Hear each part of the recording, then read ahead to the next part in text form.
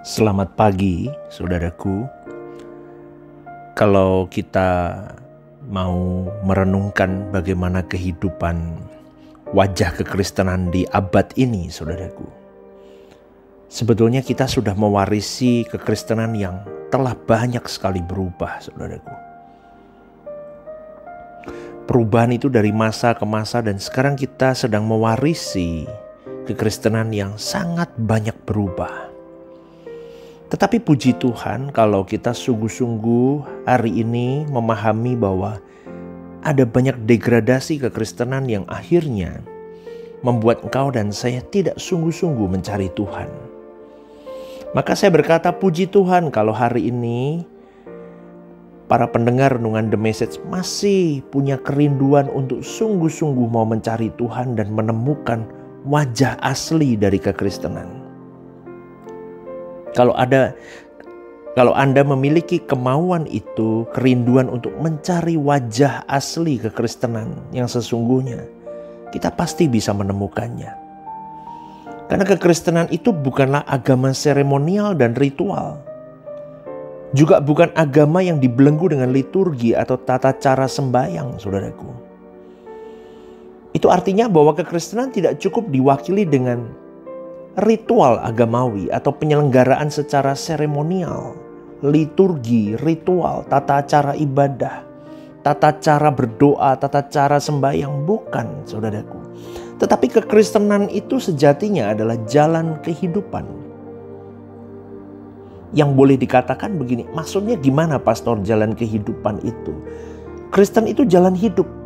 Kekristenan itu harus dinikmati dalam perjalanan hidup dari jam ke jam, menit ke menit, hari ke hari, bulan ke bulan. Itu saudaraku. Maka perjalanan hidup itu bukanlah perjalanan hidup yang dituntun, diatur, dibayang-bayangi dan ditekan dengan hukum. Bukan. Melainkan jalan hidup yang dituntun, dibayang-bayangi oleh Roh Kudus, di mana seseorang itu diperkenan untuk berjalan dengan Tuhannya. Jadi perjalanan hidup kekristenan itu bukan takut karena hukum.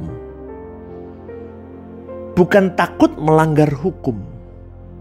Bukan takut dikutuk karena hukum.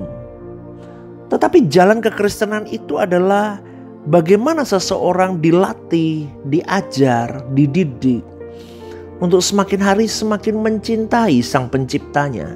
Sehingga di dalam hari-hari hidupnya dia melakukan segala sesuatunya dengan tepat. Bukan karena takut dihukum, bukan karena takut hukumannya, tetapi dia lebih mengasihi Tuhannya. Dan dia ingin terus bisa intim dan berjalan dengan Tuhannya. Itu kekristenan. Maka kalau para pendengar renungan The Message pagi hari ini merenungkan akan hal ini, Anda mulai menangkap poin yang mau saya sampaikan. Karena banyak kekristenan yang sudah terdegradasi. Maka sekarang sering kita mulai paksa diri kita untuk menjalani hari hidup, memproses kehidupan ini biar Allah menuntun hidupmu dan hidupku.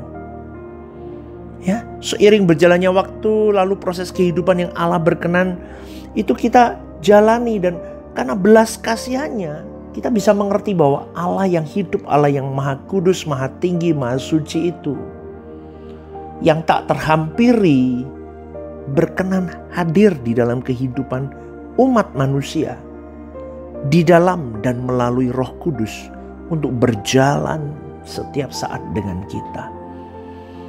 Kalau kita mengerti hal ini, betapa terhormatnya kita, saudaraku. Maka kita tidak akan nyepelein Tuhan. Untuk begini, saudaraku, kita harus bisa menyadari bahwa pekerjaan Tuhan yang ada di pundak kita itu adalah pekerjaan yang besar. Dan itu yang menggarap kita untuk bisa mengerti bahwa itu pekerjaan Tuhan menjadi tanggung jawab kita. Itu adalah Roh Kudus yang bekerja dalam hati kita. Dan Roh Kudus akan mengingatkan kepada kita bahwa pekerjaan Tuhan itu memiliki dampak kekekalan. Jadi gak bisa sembarangan, saudaraku. Karena itu terkait dengan nasib dan keadaan kekal manusia. Kita harus selalu mengingat hal ini. Maka benar kalau saya selalu ngomong, saya sering kali ngomong di gereja yang saya layani. Kalau saya tidak digarap Roh Kudus, dan saya tidak mau dengar-dengaran dengan apa kata Roh Kudus dalam hati saya sudah tinggalkan pelayanan. Betul, ngapain saya ambil bagian pelayanan? Nggak gampang saudaraku ambil bagian pelayanan. Ya, jadi hari ini kalau kau sedang mengalami tantangan di pelayananmu, kau disalahpahami, kau dicaci, kau dihina, kau diremehkan, kau disampingkan, dan banyaklah. Jangan kendor, jangan tinggalkan pelayananmu. Kenapa? Ingat, Tuhan titipkan pekerjaannya di pundak orang yang sudah dipilihnya, dan Tuhan tidak pernah salah memilih orang. Amin, saudaraku. Dan ingat saudaraku, setiap kali kita mau quit dari pelayanan, kita selalu ingat bahwa begini, apa yang kulakukan ini dampaknya sampai kekekalan. Karena aku sedang mengerjakan sesuatu untuk aku bisa menggapai banyak jiwa untuk Tuhanku. Maka apa yang kulakukan ini berurusan dengan nasib kekal manusia. Ingat ini saudaraku. Jadi jangan sampai pikiran kita itu disimpangkan, diplesetkan, disesatkan. Akhirnya kita fokus hanya kepada kegiatan organisasinya. Atau kita punya motivasi pribadi sendiri untuk kepuasan dan kepentingan diri. Untuk uang, untuk materi, untuk kehormatan, apalagi popularitas, ya kan? Wah, supaya dihormati. Jangan. Maka kita mulai berpikir hari ini, everything yang aku lakukan di dalam pelayananku di gereja lokalku, dimanapun Tuhan titipkan aku untuk menjangkau jiwa-jiwa, maka aku akan gunakan kesempatan itu untuk sesuatu yang bernilai kekal. Kalau Anda sudah mengerti ini, Anda tidak akan sembarangan ambil bagian pelayanan. Anda tahu pundakmu ditaruh mandat berat dan besar. Makanya dibutuhkan doa setiap pagi. Kita harus menghadap Sang Pencipta kita. Kita harus doa puasa, kita harus menghampiri Tuhan. Tidak mungkin Tuhan berdiam diri kalau kita salah. Kita akan dikoreksi oleh Dia. Nah, tidak boleh punya konsep begini. Nah, tidak boleh lo begini. Nah, salah motivasimu. Tuhan luruskan. Tapi masalahnya apakah kita benar-benar serius mempersiapkan diri untuk bangun pagi, menghampiri Tuhan, mempersiapkan diri masuk di dalam keintiman dengan Dia. Ingat saudaraku, setiap kita punya problem hidup. Tapi jangan hanyut di dalam problem-problem harian sampai kita tidak memperhatikan nilai diri kita di mata Tuhan. Maka jangan sampai kita lolos dari berbagai persoalan dunia fana, tetapi kita tidak memikirkan persoalan kekekalan kita. Karena tanpa perjumpaan dengan Tuhan di kamar doamu, kau tidak berubah. Jangan sombong, saudaraku. Saya ingatkan sekali lagi, jangan sombong. Saya mau bertanya, jawab dalam dirimu masing-masing. Berapa banyak waktu yang kau gunakan untuk berurusan dengan Tuhan dalam satu hari? Kau jawab, oh ya Tuhan, pastor aku udah seminggu sekali ke gereja. Nggak cukup saudaraku. Itu aja masih tidur di gereja kalau pendetanya ngoceh nggak selesai-selesai. Khotbah nggak selesai-selesai. Kau masih tidur di gereja. Atau kau nggak tidur pun tapi kepalamu udah kemana-mana mikirnya. Ini pendeta nggak selesai-selesai nih ngomong. Betul?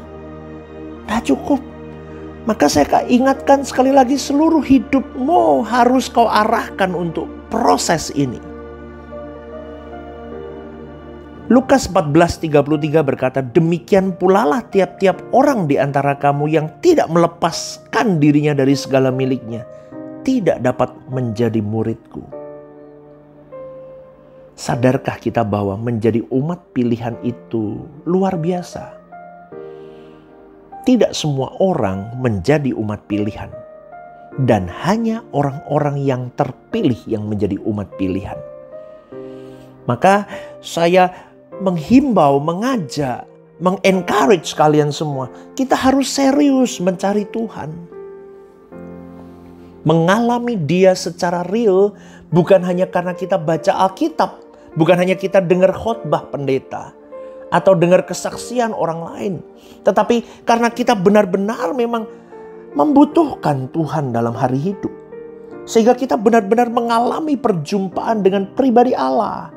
Dan Tuhan memberi dirinya untuk engkau dan saya tanpa batas, saudaraku. Seberapa kita mau dekat, seberapa kita mau melekat sama Tuhan, Tuhan akan sediakan pribadinya untuk engkau dan saya. Tapi masalahnya itu ada pada kita, saudaraku.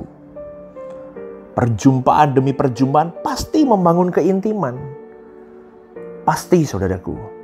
Hari ini kau duduk 5 menit, 3 menit, 4 menit di kamar doamu. Pasti kau sedang mendekatkan diri. Pasti kau sedang membangun kedekatan, kemelekatan dengan Tuhan. Tapi itu butuh proses. Yes, tapi berproseslah. Dan kita harus menemukan frekuensi yang benar di hadapan Allah. Sebab apapun ilmu tentang Tuhan yang dimiliki seseorang, atau sebanyak apapun teologi yang dimiliki oleh seseorang, tidak cukup membuat orang itu benar di dalam menghormati Tuhan secara patut, saudaraku. Dan tidak bisa dengan ilmu yang banyak tentang teologi, tidak bisa membuat orang takut akan Allah secara patut. Dan itu tidak akan membuat orang hidup suci.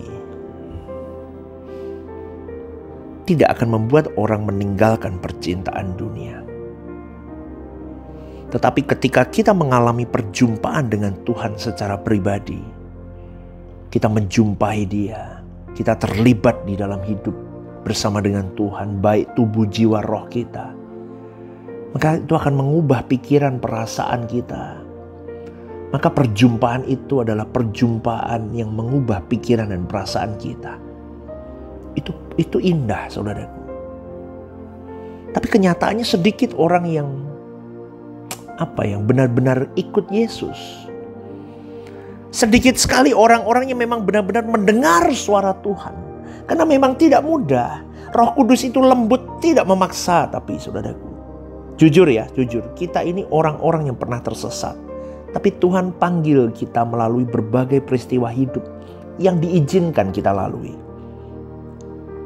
Lalu melalui peristiwa hidup itu, akhirnya kita mengambil keputusan untuk ikut Tuhan Yesus. Dan Tuhan beri kepada kita firman-Nya. Kemudian kita menyediakan diri menghampiri Tuhan di dalam doa. Disitulah Tuhan mengubah engkau dan saya. Betul gak, saudaraku? Nah, di dalam proses itulah kita menemukan bagaimana kembali kepada jalur yang benar. Ternyata untuk bisa mendengar suara Tuhan dan mengikut jejak Tuhan Yesus, kita harus mematikan semua keinginan hidup kita. Rasa-rasa ada yang hilang dalam diri kita. Aneh, kenapa ya? Kita bisa begitu loh kalau ikut Tuhan Yesus. Kok aku udah gak kepingin ini, gak kepingin itu ya? Kenapa ya? Nah, itulah yang saya sebut dengan apa? Proses pembaruan dalam dirimu bekerja. Dari orang yang terhilang ditemukan Tuhan. Maka saudaraku, orang-orang begitu akan berjuang sampai dia berkenan di hadapan Allah. Dan orang-orang kalau sudah berkenan di hadapan Allah, pasti orang-orang itu akan menjadi pribadi yang mengasihi dan dikasihi oleh Tuhan. Kenapa? Karena pikiran dan perasaannya sepikiran dan seperasaan dengan Tuhan. Maka renungan pagi hari ini, saudaraku, sekali lagi saya mau mengajak kepada kita semua. Kita mau hidup benar-benar nyenengin Tuhan. Kita mau serius mencari Tuhan. Kita mau mengalami Tuhan secara utuh dan penuh. Amin, saudaraku.